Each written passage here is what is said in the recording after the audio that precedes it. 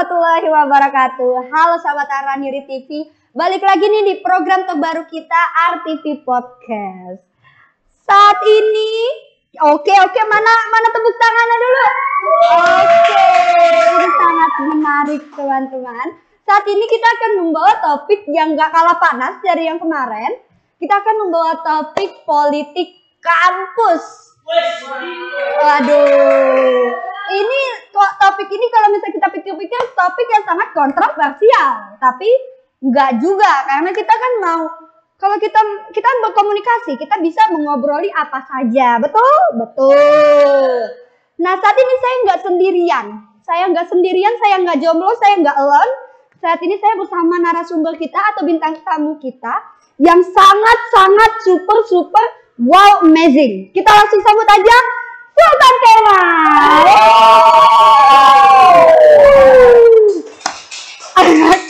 Oke. Halo Bang Sultan. Nih kita panggilnya Sultan apa Kemal? Kalau di kampus biasanya Kemal. Oke, Kemal, Bang Kemal, kita kameranya di sebelah sana, oke? Oke, kita nih mau tadi seperti yang tadi saya bilang kan, tema kita adalah politik kampus. Nah, kalau misalnya kita dengar tentang politik kampus, apa yang terbenak nih di pembicaraan kita? Politik kampus berbicara mengenai lingkup atau wadah kepada mahasiswa. Itu bisa berupa himpunan dalam lingkup jurusan, SEMA fakultas atau senat mahasiswa fakultas, dewan eksekutif mahasiswa fakultas, dan juga tingkat universitas. Oke, itu sangat formal ya, tapi nggak apa-apa.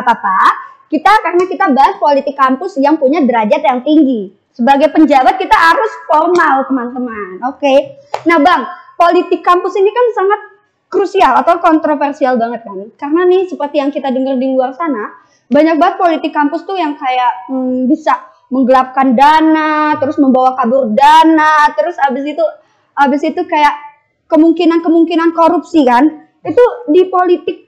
Kalau di politik biasa kan ada korupsi, koruptor itu ada. Nah, tapi kalau di politik kampus sendiri ini ada kemungkinan nggak bakal korupsi kayak gitu? Jadi dalam setiap kepengurusan itu pasti semua orang punya landasan terlebih dahulu, punya anggaran rumah tangga dulu, yaitu berupa amperahan dari kampus. Mungkin kalau untuk ranah jurusan, fakultas dan universitas itu berbeda, itu memang lebih banyak di ranah universitas. Dan juga untuk kemungkinan orang-orang korupsi, istilahnya, itu bisa jadi. Kenapa? Karena ketika kita sudah megang jabatan dan juga kita sudah punya kuasa nih. Jadi terkadang ketika melihat jumlah uang yang banyak dan juga tindakan yang kita lakukan itu tidak sesuai dengan niat kita pada awal kita ingin menjabat, itu maka akan timbul namanya kayak godaan. Karena kan nggak mungkin ya, kayak kucing aja kalau ngelihat tikus nggak mungkin nggak dikejar kan. Itulah sama juga manusia, kalau udah ngelihat dunia apa yang nggak dikejar, walaupun ngerelain akhirat kan. Betul. Kan awalnya memang dari sedikit, dari puluhan ribu, dari ratusan ribu sampai jutaan. Iya sih, itu kayak banyak banget kan. Iya, karena kan politik kampus ini nggak semuanya terang kan, pasti ada sisi gelapnya juga kan. Apalagi kan di pemerintah aja kan kayak ada sisi gelapnya, ada sisi terangnya juga kan. Nah di kampus apalagi, ya notabene-nya kita kan orang-orang yang emang belum punya pengalaman kan. Ya kayak gimana ya, kalau misalnya saya pribadi pikir ya tentang politik kampus ini nih adalah suatu wadah yang emang orang tuh cari untuk menaikkan nama mereka. Tapi ada juga yang orang itu tuh nggak memikirkan kampusnya kadang kan. Kayak kalau dia udah dapat kesenangan dia sendiri, dia ambil lah egoisme itu kan. Ya, kayak gitulah. Nah, kalau misalnya nih tentang politik kampus, gimana ya cara kan orang itu pasti ada turun-temurun tuh, maksudnya kayak kita pemilihan atau mau apa itu gimana cari orang-orangnya untuk berkecimpung dalam politik kampus itu? Apa emang dia menyerahkan diri, saya pengen bergabung nih di politik kampus, atau emang kitanya yang nyari? Jadi sepengetahuan saya membagi pemilihan ketua itu menjadi 3. Yang pertama itu ketua itu atas kemauannya sendiri. Yang kedua karena dia memang layak untuk naik sehingga orang-orang percaya kepada dia. Dan yang ketiga itu dia disuruh untuk naik sebagai boneka. Oke, sebagai boneka, Robert. Oke, udah cukup mungkin ya komentatornya, tapi kayak gini teman-teman, sahabat Aran TV. Boneka, berarti dia menjadi, berarti ada yang mengendalikan. Ya, betul. Nah, siapa yang mengendalikan? Kebanyakan yang mengendalikan adalah Don atau akrab kita dengar demisioner.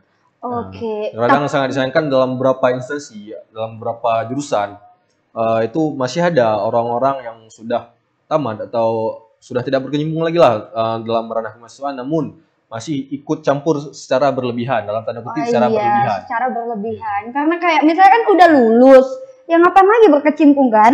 Kasihlah pengalaman ke adik-adik mahasiswa yang lain untuk ikutan mencoba mencari pengalaman. Yang Demis kalau misalnya emang udah fokus kerja aja, nggak usah ngeluangin waktu.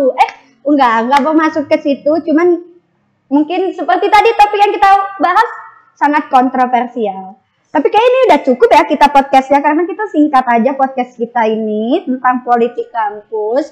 Mungkin bisa nih ngasih sepatah dua kata tentang politik kampus. Gimana nih? Misalnya menurut Abang Kemal, saya cocok gak masuk ke politik kampus yang ada di kampus ini? Semua orang cocok jika memang punya niat, tujuan, dan juga strategi dalam membangun entah itu jurusannya, fakultas, ataupun universitas ke depannya. Yang pasti segala sesuatu dimulai dari niat. Oke, Bang, satu lagi. Mungkin boleh lah kritik sedikit tentang politik yang ada di kampus kita. Kasihlah kritik sedikit tentang politik di kampus kita. Karena kita gampang kita kritikin pemerintah, karena pemerintah pun menerima. Karena kita suara mahasiswa itu pasti diterima kalau misalnya emang suara kita benar. Nah, coba mungkin boleh nih Abang kasih kritik ke politik kampus atau kayak gimana yang emang harus dibenahi, harus diapain, kayak gitu. Kita kasih kritik kita sebagai mahasiswa aja. Oke. Dari saya pertama masuk ke kampus 2021 sampai sekarang, emang sudah ada pergantian, berapa kali pergantian, itu dari DEMAU dan lain segala macam. Namun saya melihat belum ada perubahan yang sangat signifikan, yang sangat dibutuhkan oleh UIN sendiri. Seperti halnya kegiatan-kegiatan yang menunjang tingkat nasional, internasional, dan juga masih banyak hal-hal yang bisa dibilang perlu dibenahi seharusnya, namun tidak dibenahi. Dan juga ranah DEMAU yang seharusnya itu lebih besar dan juga lebih mencakup ke seluruh mahasiswa UIN Araniri. Namun dalam beberapa tahun ke belakang, saya lihat masih kurang berkecimpung lebih. Betul. Oke, mungkin itulah sahabat Aran TV. Ini kan kita hanya mengkritik. Kita hanya memberikan masukan sebagai manusia dan mahasiswa di kampus ini. Betul ya Bang ya? Betul atau betul? Betul. Jadi untuk teman-teman atau sahabat Aran TV yang merasa tersinggung dengan percakapan kita, obrolan kita, tolong jangan dimasukin ke hati. Kita membawa dengan santai aja ya Bang. Kita santai, serius, dan mengkritik sedikit-sedikit ya. Betul. Namun ini kabar gembira buat kawan-kawan kan. Ini baru terpilih, baru dilantik lah setelah seluruh ormawa, baik tingkat jurusan, fakultas, dan juga universitas. Dan saya pribadi selaku ya demisioner lah istilahnya. Oke, siap Bang Denis. Demisioner yang baru saja turun dari ketua himpunan. Dan juga sekarang sudah berganti seluruh roda pengurusan di UIN Araniri, dan dengan adanya hal itu dapat membawa UIN Araniri lebih baik lagi, baik tingkat jurusan, fakultas maupun universitas. Oke, amin ya rabbal alamin. Mungkin itu udah termasuk closing statement dari bintang tamu kita ya, sahabat Araniri TV. Mungkin segitu aja ya podcast kita, episode podcast kita hari ini. Untuk sahabat Araniri TV bisa komen kita mau bawa tema apa lagi nih di podcast selanjutnya itu. Kalian boleh komen podcast yang emang temanya krusial atau kontroversial, boleh. Kita akan bahas dengan bintang tamu yang super duper berbeda lagi.